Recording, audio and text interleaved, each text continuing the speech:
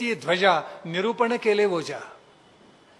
पण तुकारामांपेक्षा बहिणाबाईंचं करत, बहिणाबाई दोन आहेत बरं का, एक तुकारामांच्या शिष्या आणि दुसऱ्या बहिणाबाई चौधरी.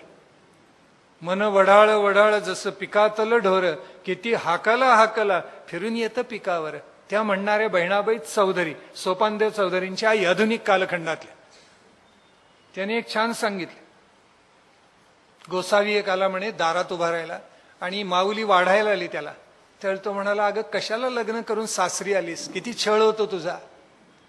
त्यावेळेला बहिणाबाई सांगता, अरे गोसाव्या गोसाव्या गोठ मोलाची सांगते, अरे गोसाव्या गोसाव्या गोठ मोलाची सांगते, मुलीच्या माहेरासाठी माय सासरी नांदते. एवढं कळलं नाही का तुला. काय एक एक वचन, म्हणजे बहिणाबाई तर अपूर्व होऊन गेल्या, काय वराडी बोलीमध्ये लिहून ठेवलेल्या, अद्भुत आहे. पण या ज्या बहिणाबाई त्या तुकोबांच्या शिष्या, त्या शेवटी लिहितात बहिणी फडकती ध्वजा. पण हे कोणाला मान्य होईल. तुकारामांपेक्षा ज्यांचं अद्भुत कर्तृत्व आहे तेच ध्वज म्हणून डोलू शकतील ना. वर बहिणाबाईंचं तेवढं कर्तृत्व आहे असं कोणी म्हणणार नाही. बहिणाबाईंनी का लिहिलं कोणास ठाऊक.